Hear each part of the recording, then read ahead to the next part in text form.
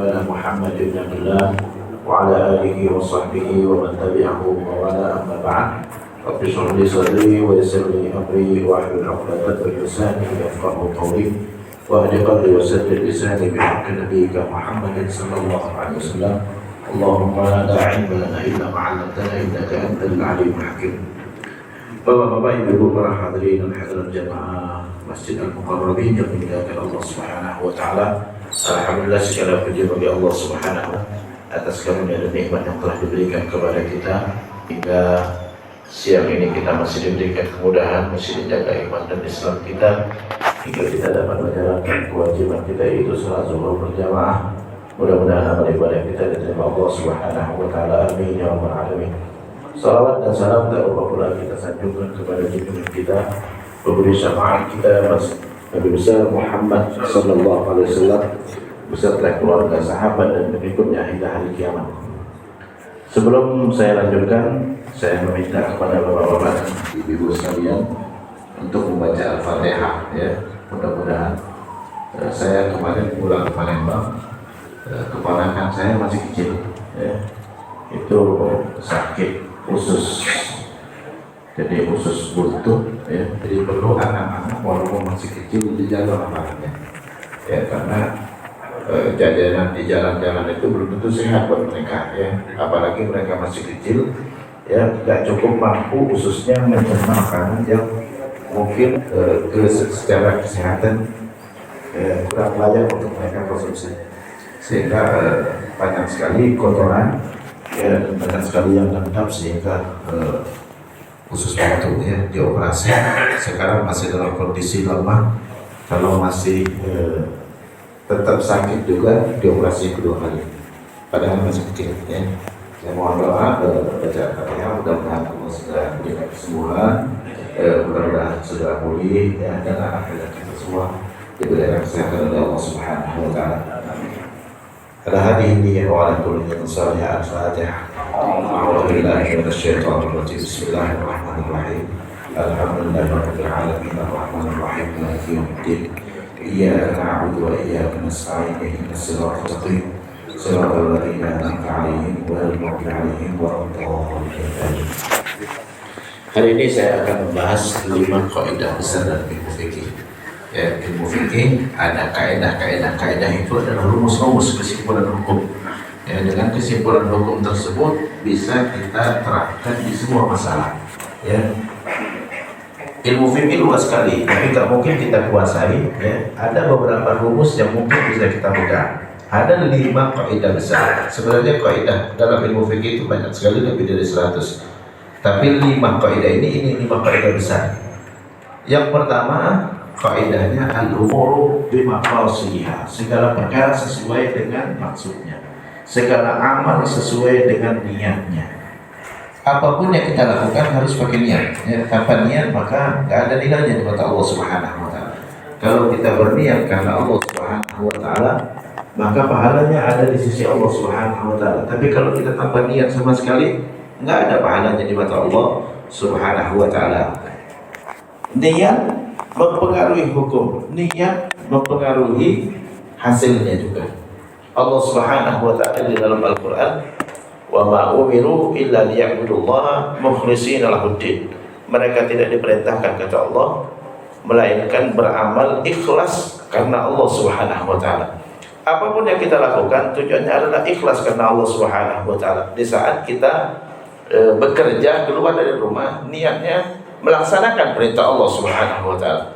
Bukan mau dapat duit banyak, bukan mau dapat kekayaan, bukan mau hidup mewah, tapi karena Allah perintahkan saya bekerja, Allah perintahkan saya berusaha untuk mencari rezeki, maka saya lakukan. Adapun hasilnya Allah yang menentukan. Jadi harus ikhlas karena Allah Subhanahu wa taala. Allah berfirman dalam Al-Qur'an, "Man kana yuridul hayatad dunya wa zinataha nuwaffi ilaihim a'malahum fiha wa hum fiha la yubkhasun." Siapa yang dari kerjanya, dari amalnya hanya mengharapkan kekayaan dunia, kenikmatan dunia, nuwaffi ilaihim a'malahum fiha, aku kasih, karena dia memang tujuannya mau dapat itu, aku kasih kekayaan, aku kasih kenikmatan. Wa hum fiha la yubkhasun, enggak aku kurangin apapun yang dia inginkan, aku kasih.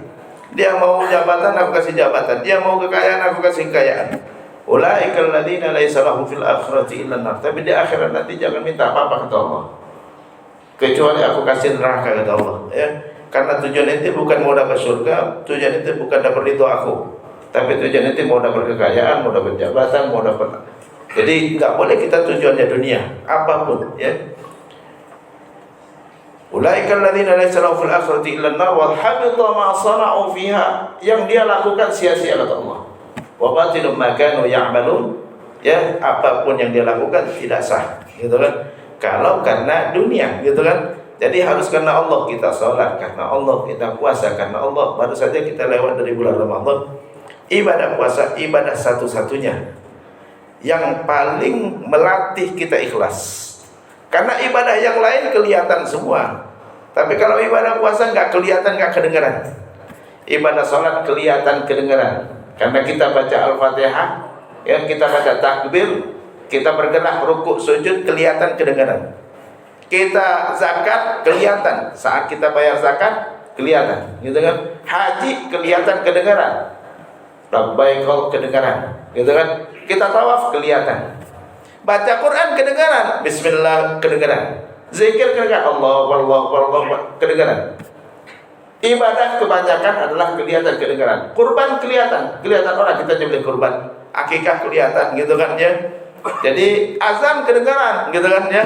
Tapi sholat tidak kelihatan, tidak kedengaran. Maaf, puasa tidak kedengaran, tidak kelihatan. Nggak ada yang ngelihat, nggak ada yang mendengar. Ya, mungkin di sini ada yang puasa tapi kita nggak tahu sama sekali. Walaupun dia ngomong, belum tentu dia puasa. Ya, walaupun dia ikut bukber, belum tentu dia puasa. Walaupun dia ikut sahur, belum tentu dia puasa. Karena puasa tidak kelihatan dan tidak kedengaran. Melatih ikhlas. Harus karena Allah Subhanahu wa taala. Makanya orang puasa tujuannya menjadi orang yang bertakwa. Takwa itu apa? Menjalankan perintah Allah dengan ikhlas. Jadi penting niat, penting maksud apapun. Kalau maksudnya beda, hasilnya beda. Kita salat zuhur sama dengan asar. Zuhur dengan asar soalnya caranya sama persis. Yang membedakan apa? Niat. Jadi kalau ada yang mengatakan, Ustaz, salat nggak perlu pakai niat, siapa yang bilang? Nggak sah salatnya. Ya, ente mau salat zuhur atau salat asar? Karena caranya sama. Ya, caranya sama. Jadi harus semua ibadah harus pakai niat. Keluar rumah mau nyari nafkah, aku berniat cari nafkah fardu karena Allah Subhanahu wa taala. Ya, aku salat zuhur 4 rakaat ikut imam fardu karena Allah Subhanahu wa taala. Harus kita tentukan. Jadi niat adalah tujuan. Jadi jangan sampai kita beramal nggak ada catatannya di mata Allah Subhanahu wa taala. Kenapa? Karena itu enggak tentukan tujuan itu mau apa. Salat dengan olahraga hampir mirip, ya. Olahraga kan gini-gini gitu kan, ya. Sholat gini-gini juga gitu kan, ya. Olahraga gini-gini juga gitu kan, ya. Rukuk juga kayak gitu juga gitu kan. Sama. Yang membedakan apa? Niat. Jadi penting niat. Al-umur, segala perkara sesuai dengan maksudnya. Al-amal, innamal a'malu binniyat. Amal hanya diterima jika disertai dengan niat. Jadi harus kita berniat. Jadi penting niat itu. Dan maksud dan tujuan menyebabkan hukum bisa berbeda. Maksud dan tujuan menyebabkan hukum bisa berbeda, gitu kan. Seperti gitu kan, ada orang bakar Quran, 2 bakar Quran. Yang satu bakar Quran karena Qurannya sudah robek-robek, khawatir dibaca orang dan salah-salah, maka dia bakar. Yang satu lagi bakar Quran karena benci dengan Quran. Yang membakar Quran karena menyelamatkan jangan sampai ada yang baca dan salah-salah, dia dapat pahala. Yang satu bakar Quran karena benci, dia berdosa, gitu kan. Bahkan bisa jadi kafir dia kalau benci dengan Quran, gitu kan. Bisa jadi kafir. Padahal gerakannya sama, sama-sama membakar Quran, gitu kan? Tapi hukumnya berbeda. Jadi segala perkara sesuai dengan maksudnya. Ada dompet tercecer. Satu ngambil buat ngambil isinya, satu ngambil buat dikembalikan kepada pemiliknya. Yang satu berdosa, yang satu dapat pahala, gitu kan? Wah, ini dompet, ya, mungkin orangnya nyari-nyari sekarang. Saya mau ambil, mau saya umumkan, ya, dapat pahala. Ya. Wah, dompet nih isinya pasti banyak nih, ya. Sama-sama ngambil, tapi hukumnya berbeda. Hukumnya berbeda. Jadi penting itu niat, apapun harus dengan niat, ya. Satu laki-laki ketemu dengan perempuan, satu laki-laki ketemu dengan perempuan mau ngajarin, gitu kan ya. Bu, cara sholat begini, gitu kan ya. Satu lagi ketemu perempuan adalah buat ketemu, buat apa? Ngobrol tanpa ada keperluan yang mendesak, gitu kan. Yang satu berdosa, satu dapat pahala. Satu kepengen ngajarin, satu kepengen ngobrol-ngobrol doang. Satu berdosa, satu berpahala. Sama-sama ngobrol, ya, sama-sama berbicara, sama-sama kontak fisik, gitu kan. Tapi yang satu berpahala, yang satu berdosa, gitu kan. Jadi niat menentukan hukum. Al-umur segala perkara sesuai dengan maksudnya. Ada dua orang yang menikah. Satu menikah, gitu kan ya. Ini aneh mau nikah dengan dia ya. Aneh mau siksa dia selama dia jadi istri saya. Yang satu lagi menikah dengan tujuan mau berbuat baik kepada istrinya, mau membahagiakan istrinya. Satu berdosa, satu berpahala. Sama-sama akad nikahnya caranya sama. Ya, aku nikahkan engkau, aku terima nikahnya, sama caranya. Tapi yang satu berdosa, satu berpahala. Yang tentukan hukum yang ada di dalam hatinya. Apa tujuan dia, gitu kan? Al-umur maqasidiyah, segala perkara sesuai dengan maksudnya. Maka penting niat. Niat tidak bisa didouble, saya sudah pernah nyampaikan. Niat nggak bisa didouble. Kalau niat bisa didouble, gitu kan ya. Kenapa orang jamak sholat zuhur dengan asar itu 2 kali? Tetap 2 kali walaupun dijamak. Kalau bisa didouble, kenapa aku berniat sholat zuhur dan asar sekaligus? Ya, fardu karena Allah. Nggak bisa. Mana bisa niat didouble? Ya, karena tujuan niat adalah membedakan ibadah yang sama satu sama lain. Antara zuhur dengan asar cara sholatnya sama. Itu mau yang mana dulu, gitu kan? Itu mau yang mana? Jadi nggak ada istilah niat didouble. Karena tujuan niat itu 2, membedakan kebiasaan dengan ibadah. Ente mau puasa atau cuman mau berhemat nggak makan, gitu kan? Dua-duanya caranya sama. Satu nggak makan, ini nggak makan. Tapi ini niatnya puasa dapat pahala. Ini niatnya cuman mau berhemat nggak makan, gitu kan? Atau lagi nggak nafsu makan, atau lagi nggak punya duit, gitu kan? Sama-sama nggak makan, tapi satu tujuannya ibadah, satu tujuannya ya tidak ibadah, ya. Yang kedua, tujuan niat adalah membedakan antara ibadah yang sama satu sama lain. Puasa banyak, ada puasa Senin, ada puasa Arafah, ada puasa Yaumul Bid. Ente mau yang mana, gitu kan? Mau yang mana? Ustaz kata nggak ada yang bisa didouble. Karena niat itu membedakan antara ibadah yang sama, gitu kan? Kalau bisa digabung, kenapa nggak jamak itu sekali aja? Orang jamak zuhur dan asar di waktu asar, langsung aja double. Aku berniat sholat zuhur dan asar sekaligus, gitu kan? Tapi nggak bisa begitu. Kenapa? Karena niat membedakan antara ibadah yang sama. Ini ada beberapa puasa, itu mau puasa yang mana? Ini ada beberapa sholat, itu sholat yang mana maunya? Jadi itu niat. Jadi al-umur segala perkara sesuai dengan maksudnya, segala amal sesuai dengan niatnya.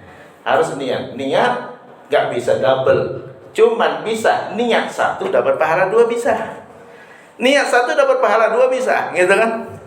Kita datang ke masjid, waktunya udah mepet, ya, langsung qobliyah zuhur tanpa tahiyatul masjid, dapat pahala tahiyatul masjid. Karena tahiyatul masjid itu intinya adalah ente masuk masjid sholat dulu. Mau sholat apa saja itu tidak dapat pahala.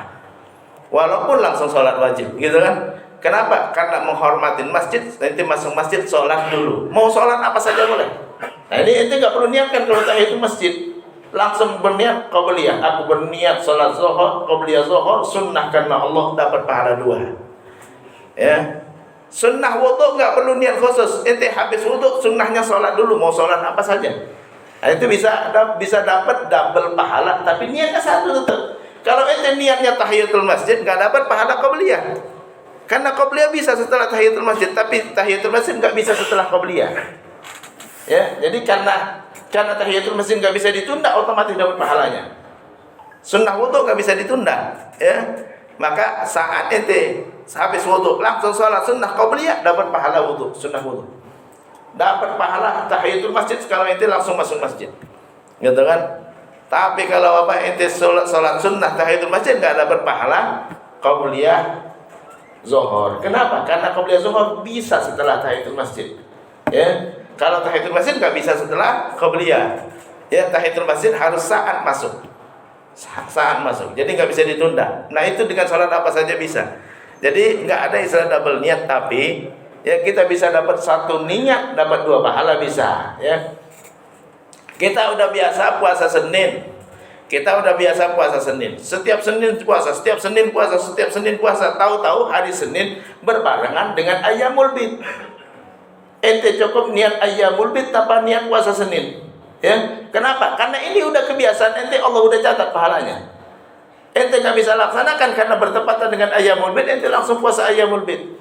Karena Senin nggak bisa dilaksanakan hari Selasa, nggak bisa ditunda.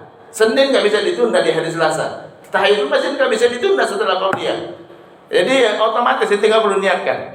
Ada di dalam ilmu fikih ada ibadah yang waktunya sempit dengan ibadah yang waktunya luas.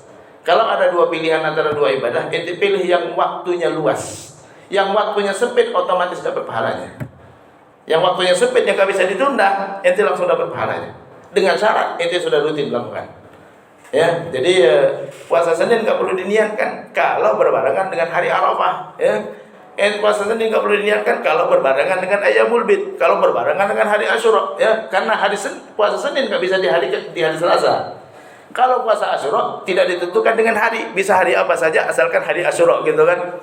Jadi itu terkait dengan asalkan kita udah biasa puasa Senin. Jadi niat segala perkara sesuai dengan niatnya. Jadi penting niat. Ya, kita keluar rumah niatnya mau nyari nafkah fardu karena Allah. Sebutkan itu karena Allah di dalam hati.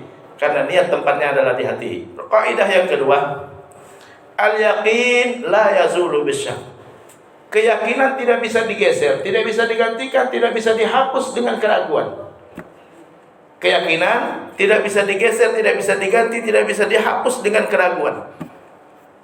Kita kemarin puasa Ramadan, yakin udah di bulan Ramadan? Yakin. Enggak boleh kita keluar dari Ramadan sampai yakin sudah Lebaran. Nah ini banyak kemarin yang nanya, Ustaz, Lebaran Jumat atau Sabtu? Kalau itu masih bertanya Jumat atau Sabtu, berarti itu masih ragu. Masih ragu. Kalau masih ragu, masih tetap Ramadan berarti. Sampai yakin sudah keluar Ramadan. Nggak boleh kita keluar Ramadan sampai yakin keluar Ramadan. Kenapa? Karena ente yakin sedang di bulan Ramadan sekarang. Ente yakin sedang di bulan Ramadan, nggak boleh keluar sampai yakin sudah keluar Ramadan.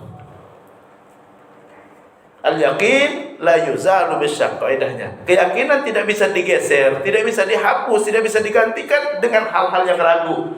Yakin harus dengan yakin juga. Ustaz, tadi saya udah berwudu. Wudu di mana? Kamar mandi. Kamar mandi mana? Kamar mandi Telkom. Yakin.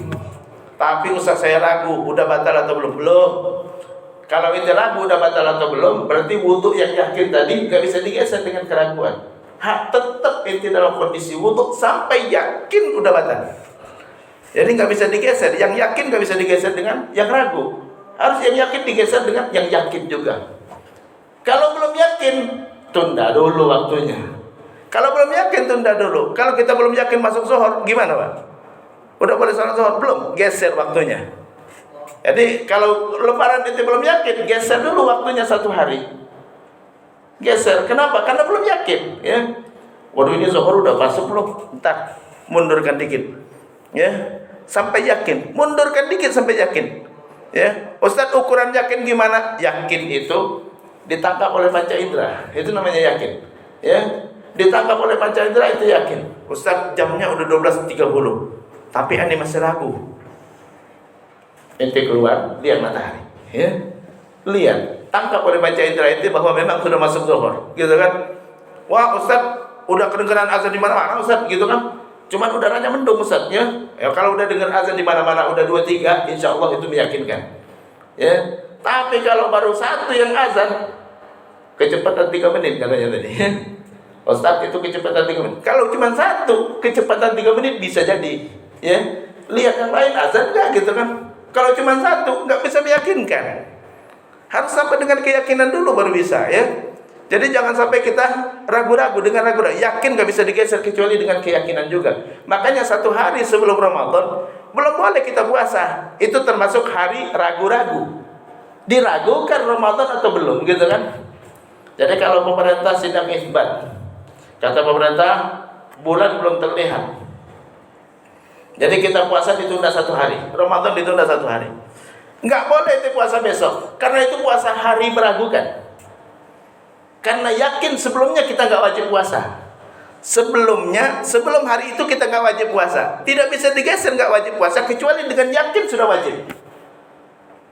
Di saat kemarin kita sudah wajib puasa, nggak bisa digeser kecuali itu sudah yakin nggak wajib lagi. Jadi harus yakin digeser dengan yakin juga. Nggak bisa yakin digeser dengan ragu-ragu, nggak bisa. Al yakin lah, itu kaidah udah disepakatin oleh ulama. Makanya Nabi mengatakan fa in ghumma alaikum, kalau bulan tidak terlihat, fa akmilu iddat Sya'ban 30, ditunda 1 hari. Kenapa? Masih ragu. Harus dengan yakin juga, nggak bisa dengan ragu-ragu. Yakin diganti dengan yakin. Nggak bisa yakin diganti dengan ragu-ragu, nggak bisa. Ustaz, saya tadi sholat, saya tadi udah wudu dan yakin udah batal. Ente yakin batal dari mana?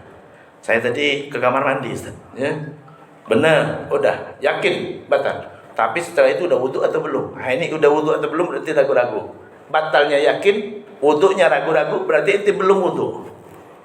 Enggak boleh ente merasa udah berwudu kalau masih belum yakin udah berwudu. Enggak boleh ente ngerasa udah batal sampai yakin udah batal, gitu kan? Nabi pernah ditanya oleh sahabat, ya Rasulullah, jika ada orang yang ragu-ragu dalam sholatnya, merasa ada yang keluar dari kemaluannya, apakah dia boleh batalkan sholatnya? La yansarif, kata Nabi, jangan tinggalkan sholat. Jangan tinggalkan sholatnya. Kenapa? Karena dia yakin sudah sholat dengan cara yang benar. Dia yakin sudah berwudu, hatta yasma' sautan, sampai dia dengar suara kentut, sampai ditangkap oleh panca inderanya. Enggak boleh dengar ragu-ragu. Kayaknya kentut, enggak kentut. Enggak boleh kata kayaknya. Tangkap oleh panca indera itu baru yakin.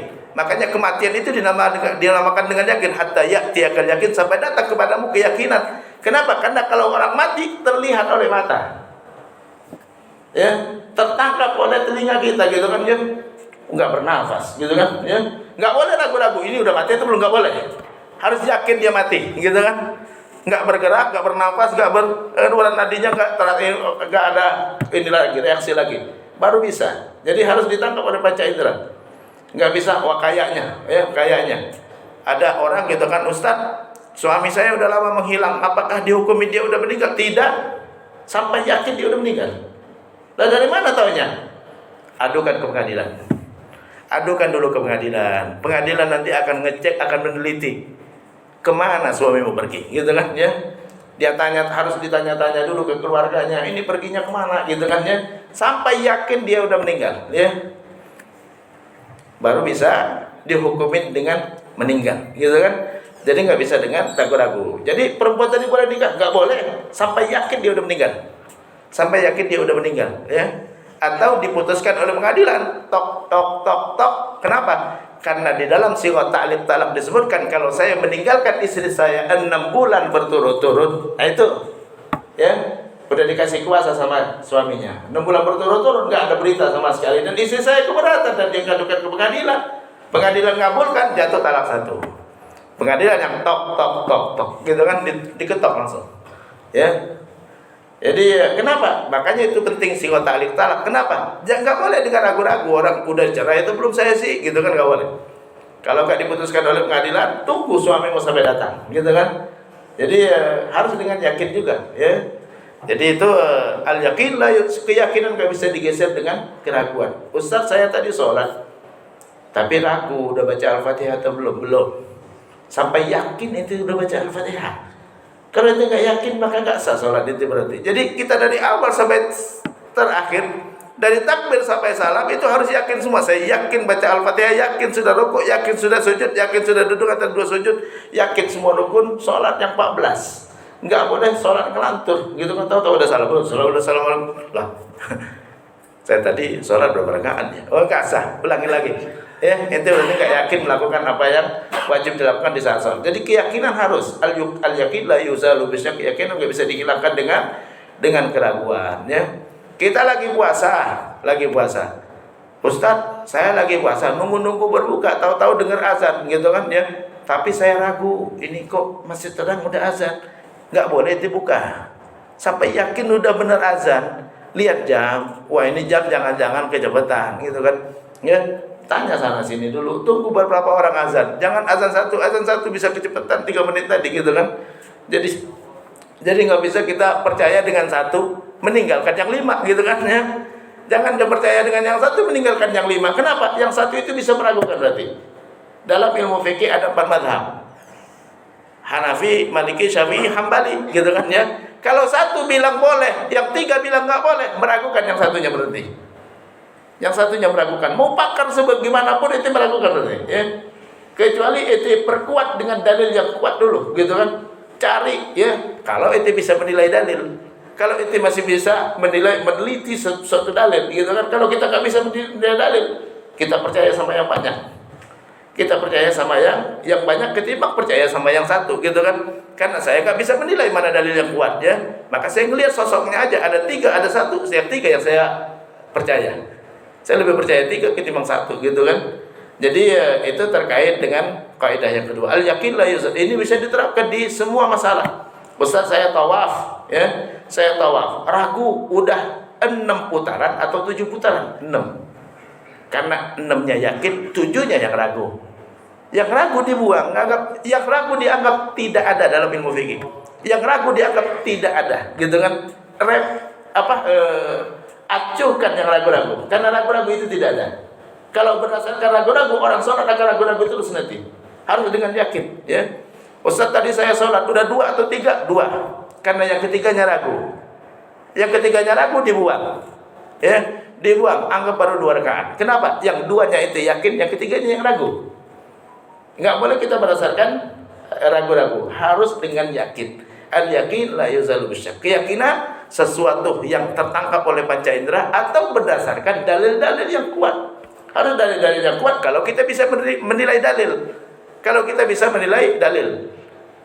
Allah tidak ditangkap oleh panca indera, tapi dalil yang kuat bisa menjadikan kita yakin Allah itu ada. Loh, kenapa? Karena betapa banyak benda di antariksa ini yang bergerak begitu cepatnya, kalau nggak ada yang ngatur, siapa lagi kecuali Allah Subhanahu wa ta'ala. Bahkan saya sendiri tidak bisa menentukan apa yang saya lakukan besok. Kenapa? Karena yang mengatur saya adalah Allah Subhanahu. Itu dalil yang menguatkan gitu kan. Jadi harus dalil yang kuat gitu kan. Kalau itu nggak bisa ditangkap baca indera, bisa berdasarkan dalil yang kuat. Kalau itu bisa menilai dalil. Kalau itu nggak bisa menilai dalil, ya itu harus kita percaya dengan yang banyak, ya lebih daripada percaya dengan yang sedikit, gitu kan. Kalau dalam ilmu fikih, ya, pendapat mayoritas ulama itu kita pegang, meyakinkan. Hanya segelintir 1-2 yang berpendapat, ya nggak meyakinkan, gitu kan. Seperti Ustadz, ada postingan ya Mike Tyson sholat dengan celana pendek, gitu kan?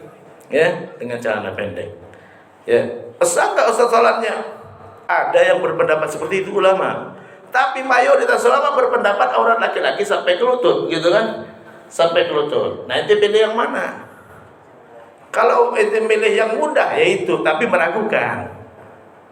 Kalau milih yang mudah, yang pakai celana pendek, gitu kan, yang mudah, gitu kan ya, enak, nggak perlu pakai sarung, nggak perlu pakai celana pendek, langsung sholat, gitu kan. Tapi meragukan. Kenapa? Yang berpendapatnya sedikit.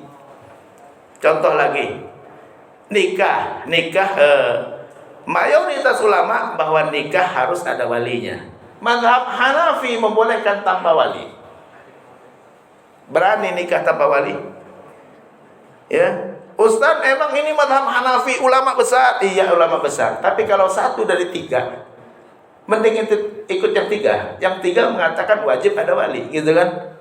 Kalau nggak harus ada wali, bawa perempuan ke hotel, aku nikah dengan engkau dengan mas kawin, ya 200.000, gitu kan? Aku terima nikahnya, langsung masuk ke kamar. Itu mazhab Hanafi sah.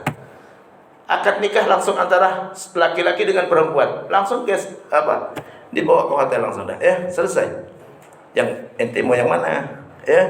Ini ada ulama mengatakan, tapi 1, yang 3 mengatakan harus ada walinya, gitu kan? Kalau kita tanpa wali, bisa bawa perempuan langsung ke hotel, ya, langsung aku nikah dengan engkau dengan mas kawin, ya 200.000, ya tunai, gitu kan, ya. Aku terima nikahnya, ya selesai, langsung masuk, ya masuk pesan kamar, gitu kan, ya. Ya apa beda dengan pelacuran jadinya, ya? Ini kalau lihat film-film Turki, itu nikahnya langsung tanda tangan laki dan tanda tangan perempuan, selesai langsung pulang. Enggak ditanya mana walinya. Karena mazhab Hanafi tidak mewajibkan wali, gitu kan ya. Lah Ustaz, apa alasannya? Ada dalilnya. Tapi ya kita mungkin nggak usah timbang dalilnya. Nggak usah timbang dalilnya, mungkin kita nggak bisa menilai mana dalil yang kuat, mana yang tidak. Tapi ini pendapat satu, ini pendapat tiga mazhab. Itu yang pilih yang mana? Tiga kita pilih. Kenapa? Karena lebih meyakinkan dibandingkan satu yang meragukan. Jadi al-yaqin la yuzalu bisyak. Kaidah yang ketiga. Jadi segala sesuatu harus berdasarkan yakin. Kaidah yang ketiga, al-masyaqqah tajlibut taisir. Segala kesulitan ada kemudahan. Segala kesulitan ada kemudahan. Kesulitan, tapi kesulitan di sini bukan sulit biasa, sulit yang nggak bisa diatasin lagi, gitu kan? Ada orang sakit nggak bisa berdiri sholatnya, kalau berdiri bisa pusing boleh duduk, ya. Nggak bisa juga duduk boleh berbaring, gitu kan ya.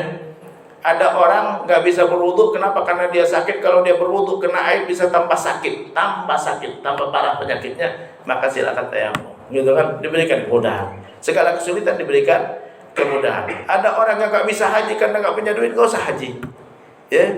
Nggak bisa bayar zakat karena nggak punya duit, nggak usah bayar zakat, gitu kan ya. Jadi diberikan kemudahan. Nggak bisa puasa karena lanjut usia, cukup bayar fidyah. Nggak bisa puasa tapi karena dia sebabnya tidak permanen, maka nanti dikodok di hari yang saat dia sudah mampu untuk puasa. Sakit saat sembuh ini bayar, ya, bayar puasanya dengan mengkodok, ya. Saat musafir nanti kalau ini udah sampai di tempat tujuan, silakan nanti bayar dengan apa? Mengkodok puasanya. Jadi segala kesulitan diberikan kemudahan. Ya, perempuan tidak diwajibkan dia mencari nafkah. Kenapa? Karena fisiknya tidak disiapkan oleh Allah untuk mencari nafkah di luar, ya. Perempuan nggak bisa bukan fisik yang siap untuk kepanasan, ya, untuk di medan-medan yang keras, gitu kan ya, sehingga dia dibebaskan dari nyari nafkah, selamanya dinafkahi, ya, dinafkahin sama ayahnya, udah nikah dinafkahin oleh suaminya, gitu kan ya, udah suaminya udah gak ada lagi punya anak, dinafkahin sama anaknya, itu perempuan, ya. Makanya Nabi saat ditanya, man ahaqqun nas birrajul, siapa yang paling berhak terhadap seorang laki-laki? Qala ummu, ibunya yang paling berhak, ya. Perempuan selalu dinafkahi. Perempuan selalu dinafkahi karena Allah ciptakan perempuan bukan untuk medan yang keras, ya. Mencari nafkah dulu, ya, bukan di kantor dulu kerjanya. Dulu kerjanya di medan, ya, bersawah, bertani, ya, berternak, gitu kan ya, berdagang, gitu kan ya. Nah, ini ya bukan medannya perempuan, ya. Tapi bukan berarti nggak boleh, bukan, ya. Tapi makanya Allah nggak wajibkan perempuan untuk cari nafkah. Kenapa? Karena kesulitan dimudahkan. Perempuan sulit untuk bekerja, ya. Perempuan sulit untuk bekerja karena fisiknya tidak disiapkan untuk di medan yang keras, gitu kan. Tapi laki-laki memang disiapkan untuk medan yang keras, ya, yang butuh kesabaran dan butuh logika, perlu mencerna, ya. Kalau perempuan enggak pakai perasaannya, ya, tidak optimal di dalam menggunakan logikanya, tapi lebih menggunakan perasaannya. Jadi segala kesulitan diberikan kemudahan.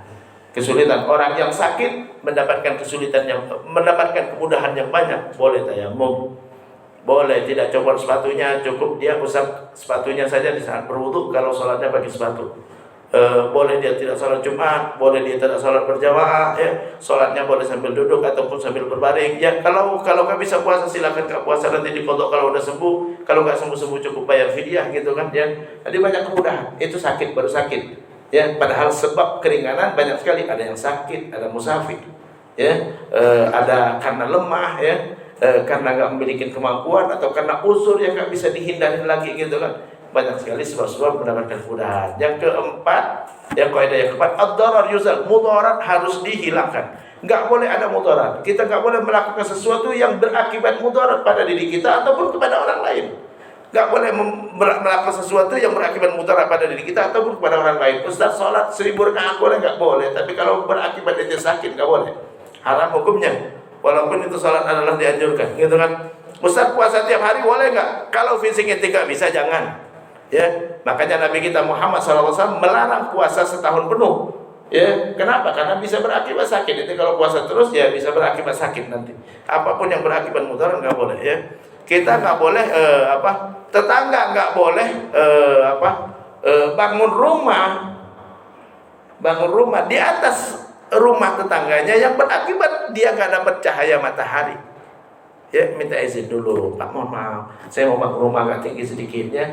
Waduh, nggak apa-apa, tapi nanti mataharinya kamu nggak kena. Nggak apa-apa lah. Ya, kamu mau tinggalkan nggak apa-apa. Ya, nanti saya dapat matahari dari tempat lain. Ya, kita mau jual rumah, kasih tahu tetangga dulu. Mudarat buat tetangga. Ya, kenapa? Bisa jadi tetangga udah nunggu kapan ini tetangga jual rumahnya ya. Rumahnya sempit banget gitu kan. Ya, kalau dia jual agak luas dikit lah gitu kan ya. Anak saya 10 gitu kan, wah susah ini ngaturnya, kamarnya susah gitu kan. Kalau tetangga saya jual, tahu-tahu dijual sama orang lain lah. Jual sama orang lain. Dosa, ente gak mulia kata tetangga ente. Dahulukan tetangga. Kenapa? Bisa jadi dia nunggu lama udah. Atau tetangga yang di belakang rumah, kapan rumah di depan itu dijual? Ya, nggak bisa masukin mobil, gitu kan? Rumah saya di belakang dia. Kalau dia jual rumahnya, saya bisa masuk mobil, gitu kan ya? Tahu-tahu dijual sama orang lain. Lah mudarat tetangganya. Ya. Ada seorang sahabat bernama Abu Rafi'. Abu Rafi' dia mau jual rumah, ya. Dia tawarkan kepada tetangganya Sa'ad bin Abi Waqqas. Ya Sa'ad, saya mau jual rumah saya. Udah ditawar 5.000 dirham. 5.000 dirham ya. 5.000 dirham ya. Ya 1 M lah kira-kira 5.000 dirham itu. Lebih dari 1 M ya. 5.000 dirham. Terus kamu mau beli enggak? Kata Abu Rafi. Kata Sa'ad, saya mau belinya tapi 4.000. Itu pun nyicil. Apa kata Abu Rafi? Laula anni sami'tu Rasulullah yaqul, kalaulah tidak aku dengar Rasulullah bersabda, al jaru ahaqqu bisaqih. Tetangga lebih berhak terhadap rumah tetangganya. Ya, saya akan jual sama orang lain, dia sudah nawar 5.000. Tapi anak kasih mete, ya, 4.000. Tetangga, muliakan tetangga. Maka Nabi beliau yukrim jarah. Siapa yang beriman kepada Allah dan hari akhir, muliakan tetangganya. Enggak boleh kita menimpakan mudarat kepada siapapun, sengaja ataupun tidak. Ya, kita nyetel TV tahu-tahu kenceng suaranya, tetangga terganggu, dosa hukumnya. Ya, dosa hukumnya. Pelaku TV saya, tapi telinga orang. Ya, telinga orang. Ya, kita nyalain motor, brum brum, itu tetangga terganggu. Karena motor saya, iya, tapi telinga orang. Ya, dia terganggu. Apapun yang kita lakukan, kalau orang lain terganggu, wajib minta maaf dan wajib ganti rugi, ya, sengaja ataupun tidak. Cerita di dalam Al-Qur'an, ya, umat Nabi Sulaiman pernah ngadu kepada Nabi Sulaiman, ya Nabi Sulaiman, kambing tetangga makan rumput saya, ganti, kata Nabi Sulaiman, ganti, ya. Kalau enggak ente ikatlah kambingnya, jangan dibiarin makan rumput tetangga. Kambing, ya, nggak bisa. Wah Pak, kambing Pak, iya kambing, tapi yang kambing kan ada yang punya, dan dia punya kemampuan untuk ngikatnya. Ya, kita bawa anak ke masjid, Ustaz bawa anak ke masjid boleh asalkan syaratnya anak bisa diatur. Nah, masjid silakan sholat, jangan lari-lari. Kalau dia lari-lari ganggu orang dan ada yang terganggu, wajib bapaknya minta maaf. Kalau ada kacamata orang pecah, wajib dia ganti, ya. Gak usah anak-anak, wah iya, ini kan anak ente, yang bawa siapa ke sini, ya. Ente bisa taruh di rumah gitu kan. Nah, kamu belum bisa diatur, nggak boleh ke masjid. Kalau mau ke masjid, diem mantep gitu kan, ya. Kalau mau main silakan main, tapi jangan ganggu orang, gitu kan. Jangan ganggu orang. Walaupun itu anak kecil, iya anak kecil, tapi ada bapaknya, ya. Di dalam hadis, ya, disebutkan, ya. Jadi kalau kita punya kuda nih, kita ikat gitu kan, ya. Tahu-tahu kudanya, namanya kuda nggak bisa diem, bergerak gitu kan, ya. Tahu-tahu kakinya kena kaki orang, jatuh, terluka, wajib kita untuk ini kan, ya. Lah kuda Pak, iya kuda bapak. Harusnya jangan diikat di pinggir jalan kayak gini, diikat di kandang atau dipinggirkan gitu kan, sehingga orang nggak akan kena mudarat. Jadi seperti itu, ya. Nggak bisa ini truk kemarin, ya, truk yang jatuh, ya, wajib tanggung jawab.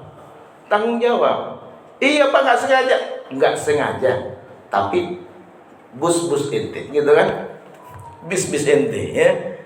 Sopirnya gitu kan, ya, tanggung jawab, ya. Kerugian nyawa dibalas dengan nyawa, kerugian harta dibalas dengan harta juga, harus dipertanggungjawabkan. Nggak boleh kita menimpakan kerugian kepada orang. Ad-darar yuzal, mudarat harus diatasi, Mudarat harus dihilangkan. Jangan ada kita melakukan sesuatu berakibat mudarat pada diri sendiri ataupun mudarat kepada orang lain. Kepada diri sendiri berdosa. Wala taqtulu anfusakum, jangan bunuh diri kalian. Ya, dalam Islam membunuh diri enggak boleh. Kenapa? Lah, nyawa-nyawa saya kan gitu kan dia. Tapi mudarat kepada diri kita enggak boleh. Makanya rokok hukumnya haram menurut sebagian besar ulama gitu kan ya. Kalau ada yang mengatakan ada perbedaan pendapat. Ya. Mayoritas ulama mengatakan haram. Kenapa? Mudarat pada diri sendiri. Apapun yang berakibat mudarat pada diri sendiri maka enggak boleh. Orang yang punya sakit diabetes enggak boleh makan yang manis-manis gitu kan ya. Orang yang punya darah tinggi enggak boleh dia makan daging kambing gitu kan ya. Kenapa? Mudarat buat diri inti. Ya kan halal Ustaz kambing, ya halal. Tapi kalau berakibat mudarat pada diri inti enggak boleh ya.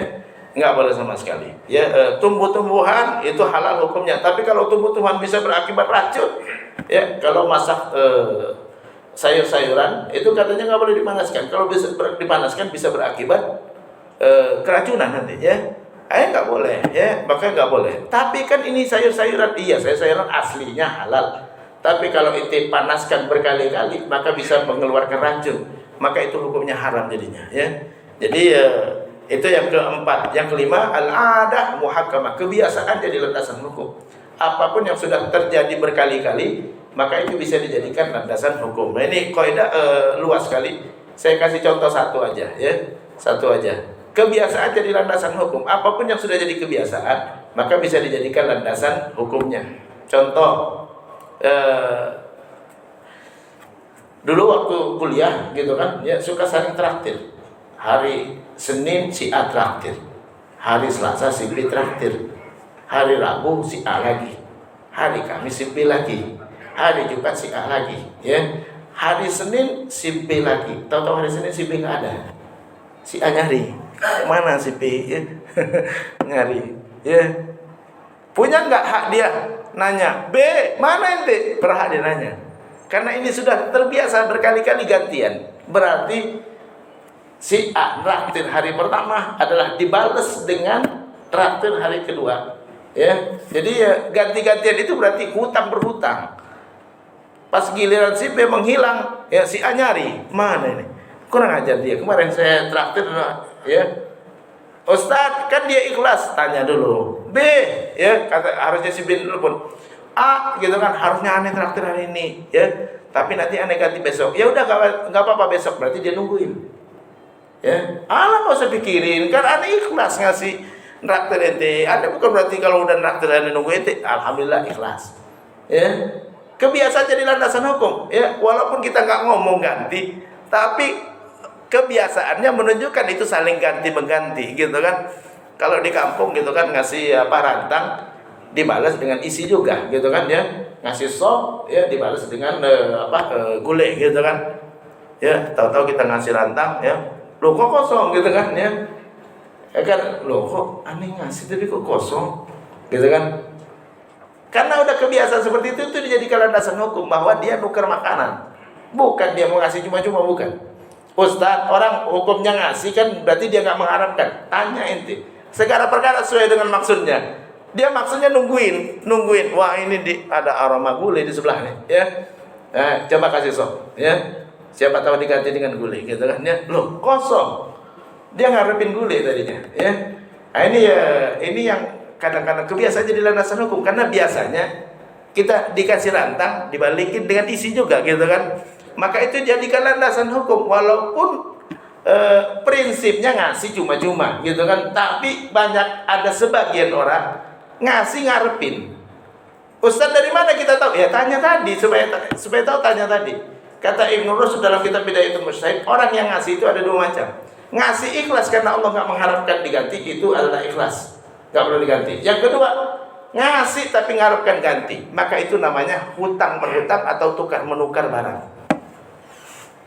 Banyak orang nggak merasa ya, dia berhutang ya, seperti acara pernikahan. Saya pernah ini kan ya, kotak pas pernikahan itu sebagian daerah orang ngasih ditulis namanya si A 500.000, si B 200.000. Loh Pak, kenapa ditulis? Karena nanti kalau dia ngadain lagi nanti saya kasih yang sama gitu kan. Berarti ini ada adat dan kebiasaan yang sudah berkali-kali terjadi menunjukkan itu harus diganti.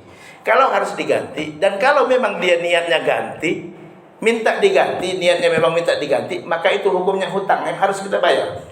Nah Ustaz dari mana tahu? Ente telepon satu persatu. Pak, terima kasih ini 500.000. Subhanallah banyak sekali Pak. Terima kasih banyak Pak.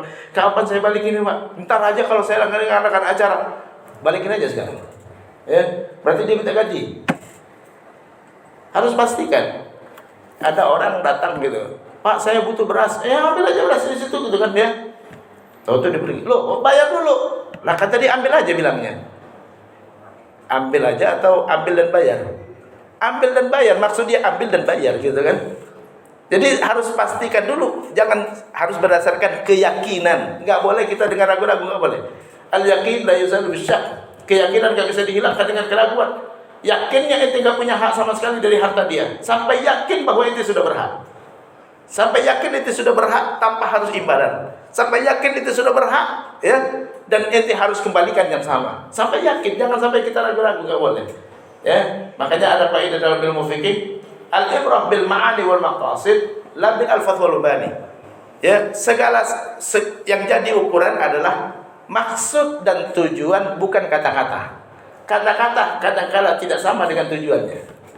Kata-kata kadang-kadang tidak sama dengan tujuannya. Kalau tujuannya berbeda, sesuaikan dengan tujuannya. Jadi sesuaikan dengan maksudnya. Itu beberapa kaidah fikih yang mungkin bisa dijadikan landasan. Yang pertama, segala perkara sesuai dengan maksudnya. Yang kedua, keyakinan gak bisa dihilangkan, gak bisa digeser dengan keraguan. Yang ketiga, segala kesulitan diberikan kemudahan. Yang keempat, segala mudarat harus dihilangkan, harus diatasi. Yang kelima, kebiasaan bisa dijadikan landasan hukum. Demikian, mudah-mudahan bermanfaat. Tanya jawab atau ada yang mau bertanya? Cukup.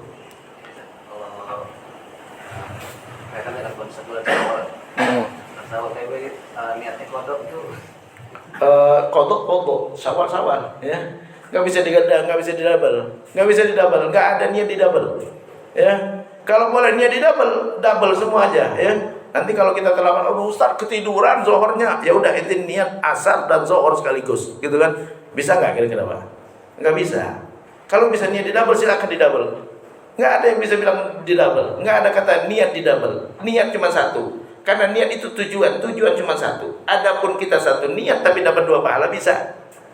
Tapi dengan dua niat itu berarti tidak memenuhi syarat tujuan niat. Ya, karena niat adalah fungsinya dua, membedakan antara ibadah dengan kebiasaan dengan yang di luar ibadah. Yang kedua, membedakan ibadah yang sama satu sama lain.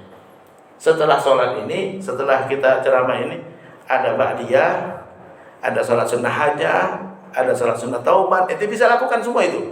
Ada sholat sunnah mutlak, gitu kan, itu bisa lakukan. Ada sholat sunnah tasbih, gitu kan, itu bisa lakukan. Yang mana itu mau yang mana? Harus tentukan. Kenapa? Sholatnya banyak. Yang mana? Tujuan itu yang mana? Gitu kan? Wah semuanya, itu gak ada tujuan berarti. Kalau semuanya gak ada tujuan, tujuan itu selalu satu. Ya, nggak bisa. Boleh tujuan satu dapat sampingannya banyak bisa. Ya, pahalanya banyak bisa. Tapi tujuan harus satu. Karena itulah fungsi niat. Ya, jadi niat harus ditentukan yang mana. Jadi nggak bisa kita puasa qadha langsung Syawal, nggak bisa. Hanya qadha tanpa Syawal. Ya, qadha dulu baru.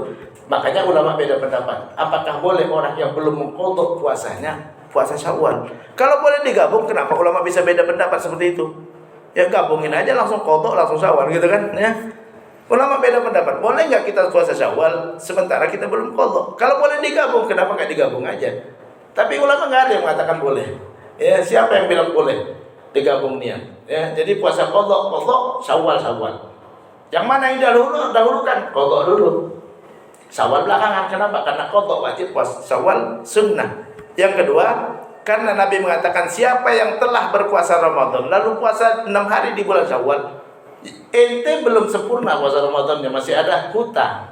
Sempurnakan dulu buat siapa yang sudah puasa Ramadan. Ente belum puasa Ramadan belum?